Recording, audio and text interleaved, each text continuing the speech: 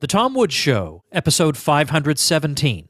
Prepare to set fire to the index card of allowable opinion. Your daily dose of liberty education starts here. The Tom Woods Show. Digital products like courses and ebooks are how so many people have earned a fortune online. You should get a part of the action. Brainstorm about your big idea and your digital product at tomwoods.com/digital. What a special episode we have today. We're talking today to Justin and Jessica Pavonis, a husband and wife team who were both in the Air Force and who both declared themselves conscientious objectors back in 2013. This is quite an interesting story. I know only the basic contours. I resisted the temptation to get their whole story in advance because I think it's more interesting if the story unfolds for all of us together. I'm going to link on the show notes page, tomwoods.com/517, to a number of relevant items, including the episode I did with Bill Galvin, who runs the Center, or was one of the people who runs the Center on Conscience and War, which helps guide people through the conscientious objector process. So there'll be a lot of items like that on that page that you'll want to check out. But let's talk right now to Justin and Jessica, whom I welcome to the show. Thanks for being here. Hello, thank you for having us. Yeah, hey Tom, thanks for having us on your show.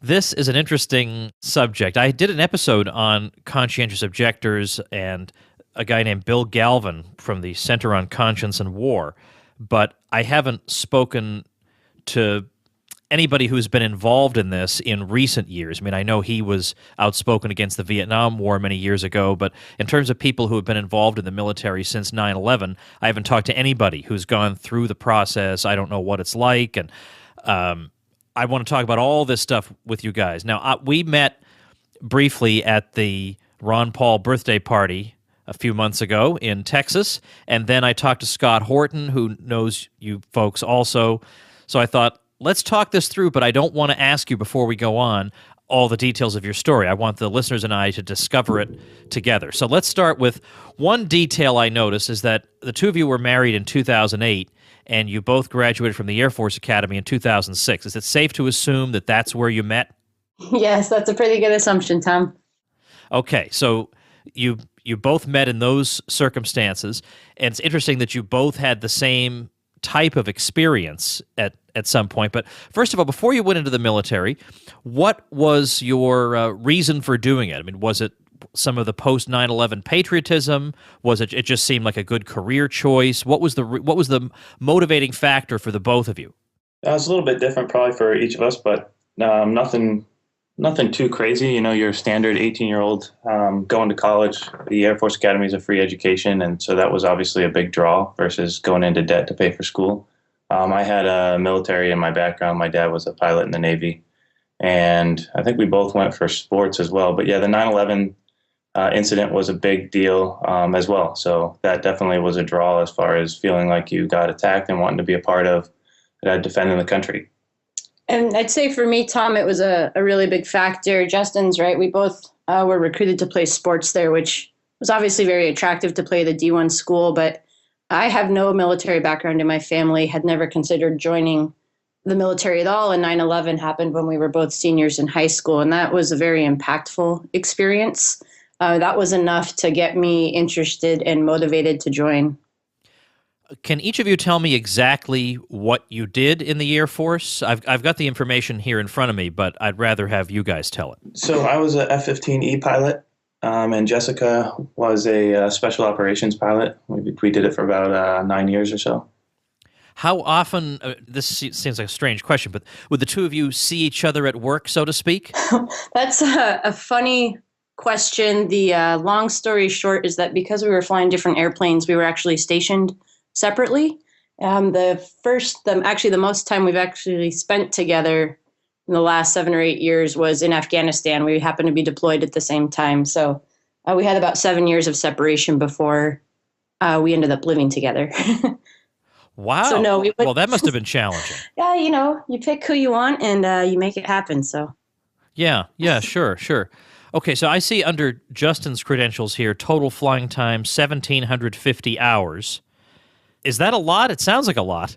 Yeah, it's a lot. And In a fighter aircraft, you go up for 1 hour sorties, so it's it's quite a bit. Now you get a little bit more of that from doing combat sorties, which tend to be a little bit longer than your stateside flights. But yeah, it's a decent amount for sure. A lot of guys previous to kind of the 21st century would have a tough time getting above 1,500 in their whole career, and I think all the wars kind of bulked up a lot of people's flight time for sure. Now, I have here that you have been collectively on 10 deployments. Now, does collectively mean between the two of you? It means that Jess has done most of the work. She was 8 different deployments. Most of hers were shorter, and I did a couple myself both to Afghanistan. Mine were a little bit longer, so it kind of depends on how much time. Jess's deployments were about 2 to 3 months apiece, and mine were about 4 to 6 months. So. Okay, so I've got here 1 tour to Southeast Asia, 2 tours to the Horn of Africa, 7 tours in Afghanistan. Now, this is very interesting to me that if the two of you weren't side by side all the time, and yet independently, apparently, of one another, you were coming to some of the same conclusions. And here, I guess I really want to jump into what is going to be most interesting to the audience. How does that process begin? Were there particular things you saw or participated in that just struck you a certain way, and this would have had to happen to both of you? Why don't each one of you take this one at a time here, because here's the heart of the matter. All right. You're right. We were separate, and I think one of the things that is very apparent to both of us, that even though we were living apart, we're reading the same books, we're talking a lot on the phone, and we have some shared experience by being in Afghanistan at the same time, that really gave us a foundation to start discussing things like non-aggression and foreign policy and non-intervention. But I think even though we had separate but parallel paths, kind of the truth of what we were reading and learning about stands out on its own. I mean, if you're open to a logical, consistent discussion of philosophy, then I think no matter your experience, you'll eventually come to the same place, which happened in our case. And thank goodness, because I can't imagine being married to somebody who would not believe the same way I do about foreign policy now, especially having been there. But what would be the precipitating thing that would even get you? Most people don't sit back and think about first principles and their fundamental beliefs and re-examine everything they're doing. Most people don't. They have a routine. They live their lives. They don't really engage in much reflection. What was it that made you do it?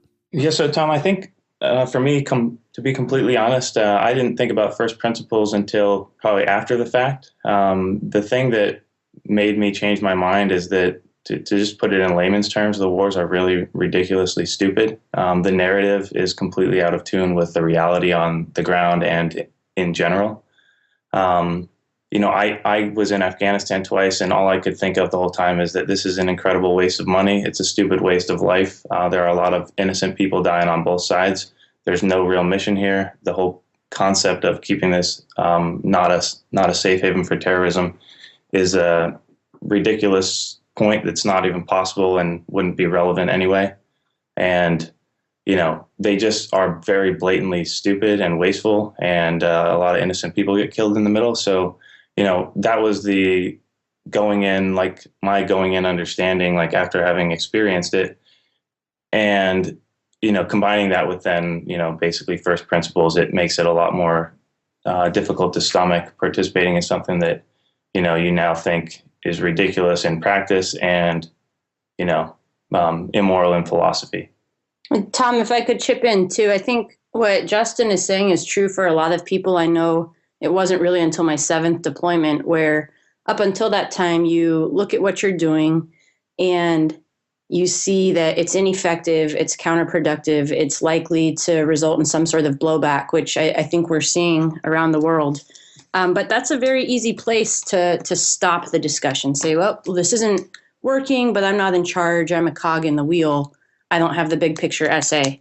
And I think I know a lot of peers that would agree with me and say, what we're doing is unnecessary and counterproductive, but it doesn't really become a moral issue. And for me, that happened when we learned about the non-aggression principle and began to study that a little bit more. And when you realize that it's applicable for your personal life, your professional life, we both had a desire to live consistently with what we believed in. And for me and for Justin, the executing these military missions wasn't really consistent with this non-aggression principle. Well, where did you learn about that principle? I think it started with Ron Paul. We listened to him in the 2012 debates. We'd never really listened to anybody who was really speaking truth and whose words matched up with our experiences overseas. And then I read Liberty Defined, which I'm sure you know is just the short book, 4 or 5 chapters or pages on 50 chapters. And we started reading, and he's mentioning all these thinkers that we've never heard of, like Rothbard, like Mises. And it was kind of a trip down the rabbit hole after that. We wanted to learn more about who his influencers were. And that opened up an entirely different world of philosophical thought. Have you had a chance to meet him, like at that event where we met, to tell him about this? We have met him. We met him a couple of times. Jess has been pregnant both times, and he's given us a prediction on the baby. So, was he right? No, he missed it the first time. So we'll see if he gets back up to 50% here. We haven't had the chance to tell him directly what an impact that's had. The closest we've come is a short article on the Ron Paul Institute for Peace and Prosperity, and I titled it "Ron Paul, the Gateway Drug," because that's exactly what he was for us. He kind of opened the door into an entirely different perspective that has literally changed our lives. All right, I'll find that article and I'll link to it. The show notes page for today will be tomwoods.com/517. I'll link to that. I'm going to link to Justin's Twitter at Justin Pavoni. We'll put that there. All right, let's get back to this. You've come to these conclusions. Now, of course, you're husband and wife, so you can tell anything to the other one. But on the other hand, you're in the military, and it's a major commitment, and it is held in great esteem by almost all of American society. Who was the one who said to the other, "We can't do this anymore"? I'm fishing around for some personal questions here. No, we'll give you a little personal answer. Justin's experience as a fighter pilot was different than mine, and he came to his conclusions about 6 months sooner than I did. And to be honest with you, Tom, it was kind of a year before he even made it official, of a lot of internal struggle and discussions between the two of us. I was not ready at the same point that Justin was, and we were both pretty adamant that each of us had to make our own decision, and there was no pressure. Until, one day in 2013, we were driving down the highway, and I had finished my master's thesis on the constitutionality of the assassination of American citizens without due process, specifically Anwar al-Awlaki. And I was just going on a diatribe about how I thought what we were doing was illegal and wrong. And he just looked at me and he said, "Jessica, if you believe what you're saying, how can you stay in?" And that was a pivotal point for me, because he held my feet to the fire. And that was the question that had been bouncing around in my heart for a long time at that point. So I will say that was pretty pivotal for me.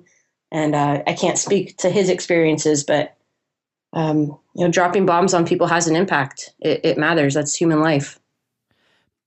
I can't. You have to not hold against me that I'm going to keep pushing here, because people want to know these details, and I've just got to ask.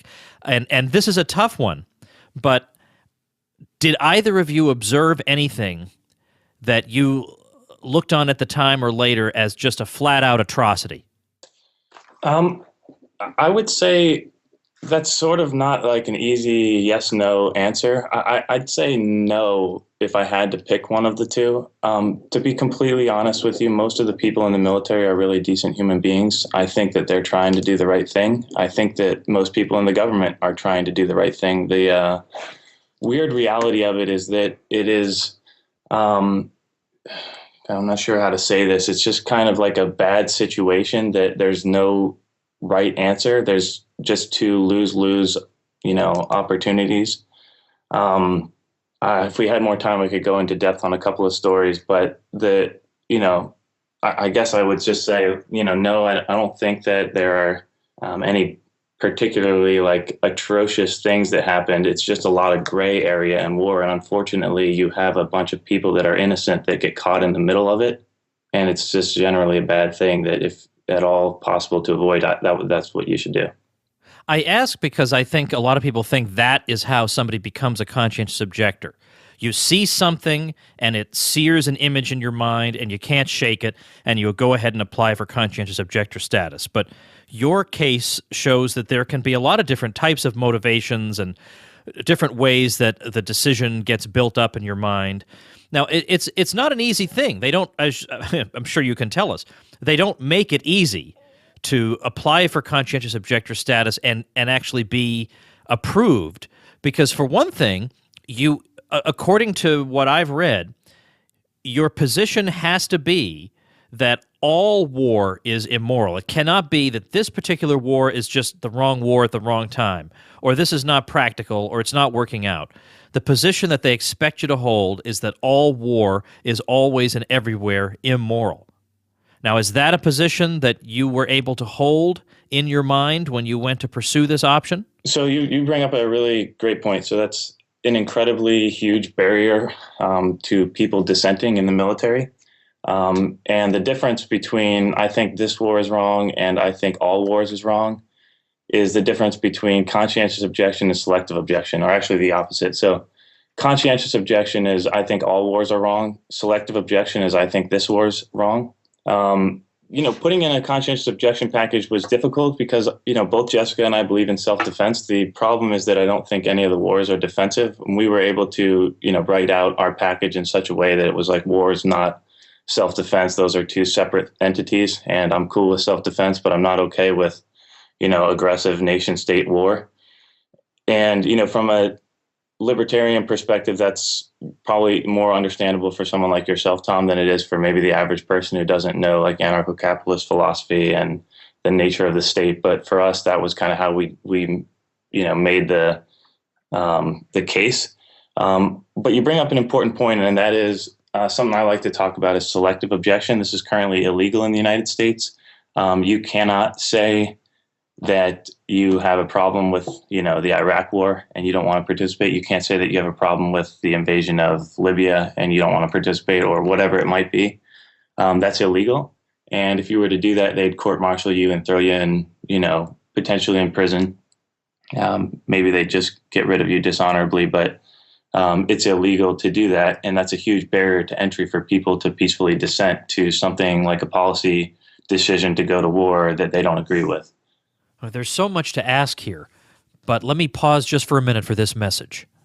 All right, I'm going to be very blunt here. Now, I've been as guilty of this as anyone, but I'm telling you, inertia is our worst enemy. We sit around and wait for other people to jumpstart our lives, for other people to hand us opportunities, for other people to hire us. But the best thing I ever did for myself was to realize that I can produce things that people would like. And in particular, I produce digital products. I produce courses, I produce ebooks, and there are people who make a fortune doing this. There's no overhead, there's no inventory, it's an ideal product. And let me be even blunter. There are complete idiots out there who are making a fortune creating these digital products. Complete idiots. But they have one thing going for them. They took the initiative and did something instead of waiting for things to happen to them. Check out tomwoods.com/digital for a couple of free videos and a PDF worksheet to help you identify your big idea and your digital product. That's tomwoods.com/digital. Well, you guys made the decision to become conscientious objectors. Now, I'm not even going to ask you what the state of that process is until the very end. So we're just going to go in chronological order. You made this decision to do this. What step did you then take?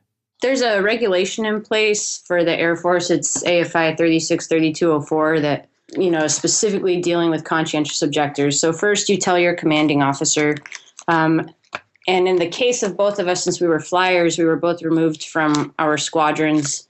They've got a vested interest in having pilots, so they're fully on board with the mission. So when you say I disagree with what's happening, that obviously calls into question your fitness to fly.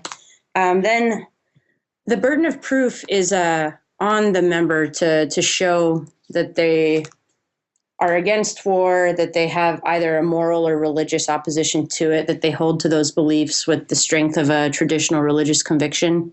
And like you said, that they're opposed to all war. And that can be a lengthy process. The Center on Conscience and War, with Bill and Maria, is a great resource for people to use. Unfortunately, we had not heard of them at the time that we both submitted our packages. And that's important for people in the military to know that there are resources out there that can help you with your application. It's a long process. You write out your story, then you get investigated by a legal officer. They call in your commanders, attest to your integrity and your character and your history. And it's quite a long process. And then it goes all the way up the chain, which generally takes months. For officers, it goes all the way to the Secretary of the Air Force, which is basically as high as you can get. All right, so you have to write out some kind of testimonial, and how long are these applications? We've seen any between like 2 pages. Both of ours were 15 plus, but it basically says, what's the nature of your belief and how and when did it change? And that's kind of the long part of the story. And then you have to show how have these changes manifested in your daily life and so on. And then is it on the basis of that alone that they make their decision, or do they call you in and question you? They call you in and question you. They also call in your commanders, some of your peers, any references that you provide. They'll question them as well. They take written testimony from everybody. So you've gone through this? Yes. Yeah, so it's a legal process that, you sign a piece of paper that says you weren't a conscientious objector when you joined the military. And then, if you change your mind and you become one, there's a legal process to get out. The problem is that it's very difficult and they have a very high burden of proof. So it takes a long time. And if they find any one particular thing that they can point to say, well, this could disprove your case, you're going to get shut down on that. All right. Now, I don't know how much of this you're allowed to disclose. Are you allowed to say anything about how the proceeding went for you both? Sure. Yeah, it's not classified or anything. We both ended up having the investigation. It went well. Both of our packages were initially approved by the first few levels, which was really encouraging at the time. So we've been through that whole process. Did Rothbard's name appear in any of those 15 pages? I just have to ask. Yes. You're kidding me. No, it's in there. Yeah, but just to be fair, I have some guys like Noam Chomsky in there as well, and the right side of the philosophy wasn't the only influencing. Oh yeah, sure. But I want to be able to go tell Lou Rockwell this story later. So he would want to know. So I asked. I also want to know. All right. So tell me more about this. Well, just since you brought up Rothbard, the ethics of liberty factored really big into my decision to say, yes, I'm a conscientious objector.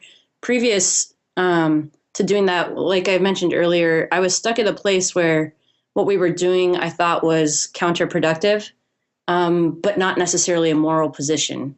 And 2 big hurdles were, hey, I signed up for 10 years. I haven't done 10 years.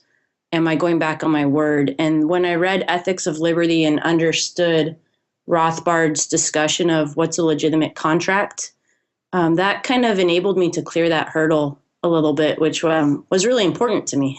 I've always been raised to do what I said I was going to do, and that was a big hurdle to get over. So the ethics of liberty was really important in my evolution and my decision to conscientiously object. Yeah, so that's very interesting. For me, I didn't have that consternation. I look at it very simply. I think the government's defunct in their responsibility on their side of the contract. I think that they're blatantly doing things that are illegal, both on a, assassinating American citizens and a international aggression with these wars. I don't think that that's them upholding their contract either. I think it's very simple to look at the conscientious objection as an already established loophole in the contract that's completely legitimate. I don't think there's any issue with people getting out that way. So I would encourage someone who thinks that the wars are wrong to pursue that as a totally legitimate option. Don't participate in something you think is wrong. Just get out of there. There are ways that are totally legal and above board. There's no requirement to lie. Just be honest and tell them you think it's wrong and you don't want to be a part of it anymore. I'm curious about the tone of this proceeding. For some reason, I'm reminded of the old process before. I can't remember if it was John Paul II or Paul VI. One of them might have been John Paul, I can't remember, got rid of the devil's advocate they used to have when they would decide if somebody was going to be canonized as a saint. Somebody played the role of devil's advocate, and that person would dig up everything possible about why this person was rotten and shouldn't be declared a saint to make sure they didn't accidentally, choose some bum. And then they got rid of that for some reason. That's a ridiculous decision. You need the devil's advocate. Was there anybody in the room who was playing devil's advocate, or were they all just quietly listening to your testimony and then everybody went home? So there's not necessarily a person, and that's obviously not an assigned role. But before the investigation happens, and once you've made your wishes known, the investigating officer puts out an email to anybody organizationally that might have information regarding, what you've said. So, in our case, the personnel command, they go through and they look at old emails, they look at your previous assignments, they'll look at any information they can find that might cast doubt on your claims. So, there's a little bit of that, but... Okay. Yeah, I didn't think it was an actual role, but I assumed somebody, or maybe the whole team was trying to uncover stuff. Now, I don't know how much interaction you had with anybody in the military after you said that you were conscientious objectors and you wanted to go through the process, but presumably you had some such interaction. Were you met with hostility on the part of just, typical people in the military? Forget about commanders, but just the average person. Short answer, no. So most of the buddies that we have are very supportive. A lot of them, in fact, agree that the wars are ridiculous, and they were all great throughout. We got a bunch of recommendations that said we were sincere and that they support what we're doing, that they didn't, couldn't make that decision themselves, but that they were on board with our sincerity and that we were legitimate with our beliefs. And, still buddies with a lot of guys and gals in the military. And I think they're decent people, like I said, and we're still good friends with them, but we just have a disagreement that we couldn't continue to participate, in what they're being told to do, essentially. Well, tell me where the process stands right now. So I'm out. I've been out for almost a year now. Jessica's getting out in a month. So it worked. Well, it's a longer story than that. We both put our packages in 2013. Neither of us got answers until about 18 or 20 months after that. Wow. So you had to. So then what do you do in the interim? They're not going to let you fly. So what were you doing? That's correct. You don't fly. My husband was assigned to the library at his base, and I was assigned to the sexual assault prevention office at my base. It actually kind of reminds me of what Quakers would do during war, that they wanted to show that they were Americans and everything, but they just can't do anything that involves violence. So there's actually an option for that in the regulation as it's written now. When you conscientiously object, you can say that you want one of two things. That one, I don't want anything to do with this. Please release me from the military. Or the second option is, I can't be in a combat role. Please reassign me to a support function. So there is that option for people who don't want to be involved in combat operations. They might assign you to, a logistics or working in the gym or working in the chow hall or something. For both of us, we kind of came to the conclusion that, everybody in the organization is ultimately working towards the same thing, which at the end of the day is destruction of life and property. So you didn't want to pursue that option. Correct. All right. So I know that it's a long process. I see that, and I'm sure it was difficult, but yet I guess I was under the impression that it's really, really difficult and very, very rare, very unusual for somebody to get through this successfully. And the two of you, without any, from what I can see, any outside coaching, just by giving a heartfelt and genuine testimony, were able to navigate it successfully. Yeah, so we were able to get out, Tom. We didn't actually, both of our packages, just to be completely straightforward, the package itself didn't get approved, but the military dismissed us and got us out shortly after, denying our CO application for both of us on separate administrative type stuff. So it's kind of one of the, to discuss it at length would take us hours, but the short synopsis is that, we went through the CO process for a year and a half. Both of us got back, surprisingly, a denial. And what ended up happening is that, most of the people in our command like recognized that we were honest and being like forthright, and just got us out a separate way. They took what they could to administratively take us, get us out. And I think at like the higher level, it was sort of defense of the institution, where, they don't want to classify people as COs because it makes the Air Force or the military look poor. Is there any other aspect of your story that I haven't hit on that you think is necessary for people to get the whole picture of what happened? No, I mean, we'd love to come back on and maybe talk with you a little bit more about like the wars specifically and kind of what's going on in a foreign policy, like, regard. But with regard to our story, I mean, the bottom line is that we thought what was going on was wrong. Jess and I both put in a CO package. We both took about a year and a half to process that. They eventually said no, and then like shortly thereafter, they kicked us out for other reasons, honorably. Can I ask then what the two of you do now since exiting? Or, well, I mean, you're about to exit, Jessica? That's true. Right around the due date of our second kid, so lots going to happen. All right, so that's part of the answer. Yeah, taking care of children. No, we have a business with our cousin that we started about a year ago that's going well and gives us a little flexibility. And Justin is considering going back to school, honestly, to study and teach people more about selective objection.